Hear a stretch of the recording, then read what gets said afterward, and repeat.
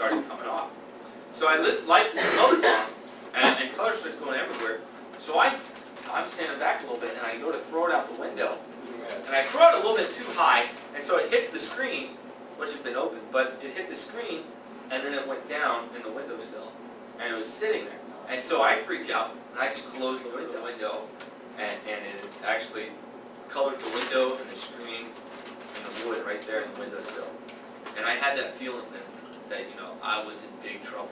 Not only were my brothers going to pound me for stealing their fireworks and smoke bombs, but my parents were going to kill me for skipping church and then for lighting firecrackers and smoke bombs in the house and throwing them out. In this series 2 weeks ago, we said, as we read the Bible, what we need to do is we need to ask, what do we learn about God? Because this is kind of God's love letter to us. And like when a person writes you a love letter or an email, it helps you understand who they are a little bit better. And that's why God wrote the Bible, so that we can understand who He is and what He's like. It gives us pictures of what God is like. The other thing is it helps us to understand ourselves a little bit better. Because in many ways we can relate to the different people in the stories, the other humans in the stories. And we can see some of our own. Jesus is sitting in the temple, and He's teaching. And usually when Jesus was around, He was either teaching people, large crowds of people, or He was healing people. And in this instance, He's sitting there teaching people in the temple.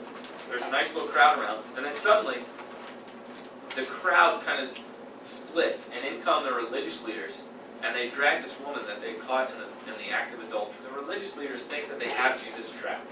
They're trying to trap Jesus. And so they say, well, what do we do? What do we do with this woman caught in the act of adultery?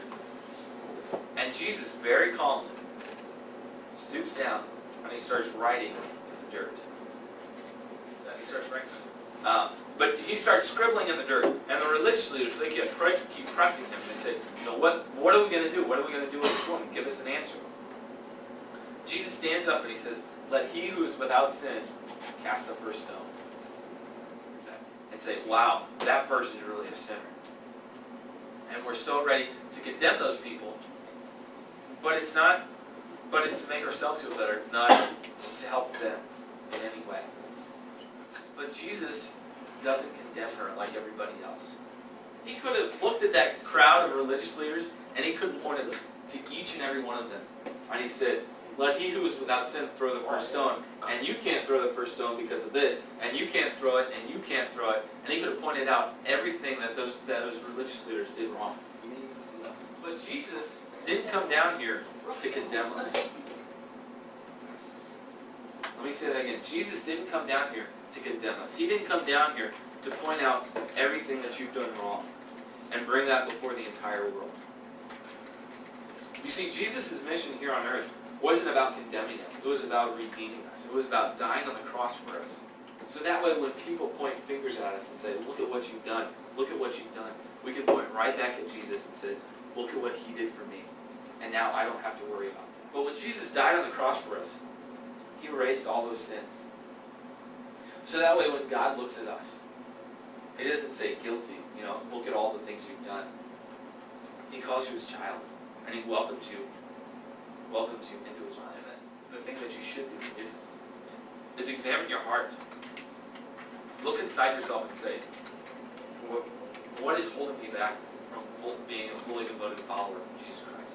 What's holding me back from having a relationship with Jesus Christ? What are those things that are hindering my relationship? Examine your heart and then confess your sin. Realize that even though people might be pointing fingers at you, that other people might be pointing fingers at you, Jesus isn't pointing any fingers at you. He's reaching out His hand and He wants to help you. Maybe tonight you're a little bit like the religious leaders here in this story. And you're trying to point your finger at everybody else to make yourself feel better. You're trying to point out everybody else's faults, everybody else's shortcomings, to keep the focus off of yourself and to make yourself feel nothing down here to redeem us. And we need to do that same thing as Christians. We need to be willing to reach down our hands and help people up rather than stick out our fingers and